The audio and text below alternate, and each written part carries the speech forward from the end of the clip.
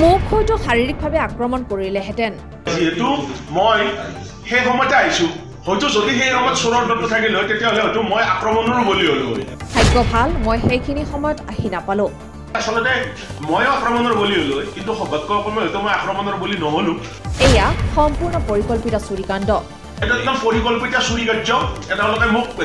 তেওঁলোকে মোক আচলতে প্লেনিং কৰি চাই আছে যে ক'ত যাওঁ, কি কৰোঁ, বা ধৰক মই টাউনত ওলাই গ'লে মই ইয়াত তালা মাৰি থৈ যাওঁ। নলবাৰীৰ জনপ্ৰিয় সাংবাদিক ব্ৰজেন তালুকদাৰৰ ভাড়াঘৰত চুৰিকাণ্ড। প্ৰায় 60,000 টকাৰ সামগ্ৰী লুটি নিলে চোৰে। নলবাৰী চহৰৰ অলিয়ে গলিয়ে চোৰৰ উপদ্ৰৱ দৈনিক বৃদ্ধি হৈছে। চহৰখন যেন সাম্প্ৰতিক সময়ত নিৰাপদ নহয় তেনে এক ছবি পোহৰলৈ আহিছে, কিয়নো এইবাৰ সাংবাদিকৰ ঘৰত চোৰে চলালে চাফাই অভিযান। নলবাৰীৰ জনপ্ৰিয় সাংবাদিক নিউজ লাইভৰ ব্যুৰো চিফ ব্ৰজেন তালুকদাৰৰ ভাড়াঘৰত ৰবিবাৰে নিশা চোৰে চলালে উপদ্ৰৱ। প্ৰতিটো কথা তছনছ কৰি প্ৰায় 60,000 টকাৰ সামগ্ৰী লুটি নিলে চোৰে।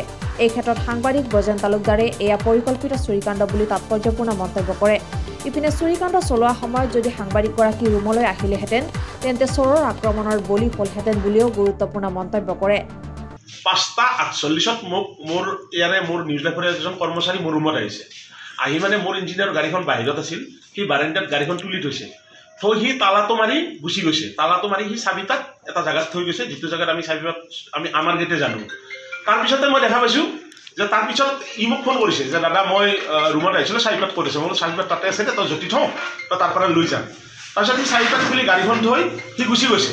আৰু তাৰ কিছু সময় পিছতেই মই ধৰক তাৰে 1 ঘণ্টা পিছত মই ৰুমত আহিছোঁ। ৰুমত আহি মই দেখা পাইছোঁ যে দৰ্জাখন খোলাই আছে, মেইন গেটখন, মই যিখনত তালা মাৰোঁ মেইন গেটখন খোলাই আছে। মই ভাবিলোঁ যে সি তালাটো মাৰিব পাহৰি গ'ল নেকি, মই সেনেকৈ ভাবিলোঁ, পাহৰি যাব ভাবিলোঁ। মই ভিতৰত সোমাই আহিলোঁ।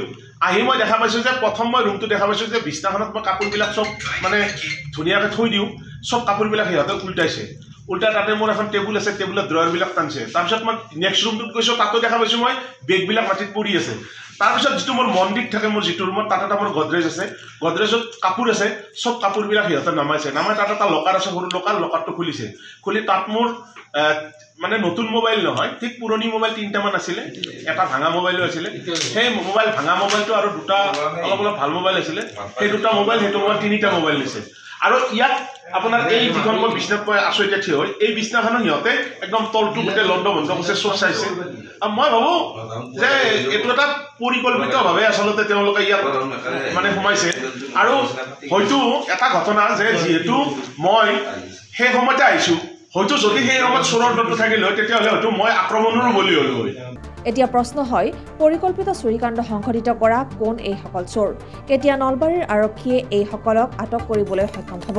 অৱশ্যে এই ক্ষেত্ৰত নলবাৰী সদৰ থানাৰ টাউন দাৰোগা আৰক্ষী বিষয়াজনে সম্পূৰ্ণ আশ্বাস দিছে সাংবাদিক ব্ৰজেন তালুকদাৰক।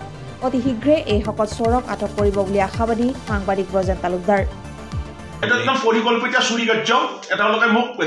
তেওঁলোকে মোক আচলতে প্লেনিং কৰি চাই আছে যে ক'ত যাওঁ, কি কৰোঁ, বা ধৰক মই টাউনত ওলাই গ'লে মই ইয়াত তালা মাৰি থৈ যাওঁ। গতিকে আজি ৰবিবাৰৰ দিনটো, আৰু আজি মই দিনটো নলবাৰী নাট্য মন্দিৰত অকণমান ব্যস্ত আছিলোঁ কিবা এটা কাৰ্যসূচীত, আৰু সেইটো এটা চান্স লৈ তেওঁলোকে এই কামটো সংঘটিত কৰিছে। আৰু মই ভাবোঁ ইয়াৰ ওচৰ পাজৰৰে হ'ব, কোনোবা লোক হ'ব ওচৰ পাজৰৰে, ধৰক তেনেকুৱা ধৰণৰ জানেই একাংশ চুৰি কাৰ্যত জড়িত কিছু ল'ৰা থাকে, আৰু সেই ল'ৰাখিনিয়ে এই কাৰ্যটো কৰা বুলি মই তাৰমানে সন্দেহ।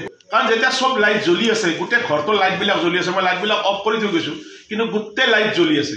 গতিকে আচলতে ময়ো আক্ৰমণৰ বলি হ'লো হয়, কিন্তু সৌভাগ্যক্ৰমে হয়তো মই আক্ৰমণৰ বলি নহ'লো। আৰু কিবা কিবি আছিলে তেওঁলোকে নাপালে, আৰু সেই বস্তুখিনি নিয়াৰ পৰিকল্পনা আচলতে তেওঁলোকে ভিতৰলৈ। কিমান টকাৰ সামগ্ৰী? প্ৰায় 50-60 হাজাৰ টকাৰ সামগ্ৰী তেওঁলোকে লৈ গৈছে। আৰক্ষীক খবৰ দিছে? আৰক্ষীক ইতিমধ্যে জনোৱা হৈছে, আৰু নলবাৰী থানাৰ টাউন দাৰোগা আহিছিল, তেওঁ গোটেই চালি জাৰি চাই গৈছে। তেওঁ কৈছে যে অতি শীঘ্ৰে মই যি আচলতে চোৰ আছে সেই চোৰৰ দলটোক কৰায়ত্ব কৰিম বুলি তেওঁ সেইটো প্ৰতিশ্ৰুতি দি গৈছে। কি ক'ব? ভৱেশ কুমাৰ দাসৰ ৰিপৰ্ট, DA 365।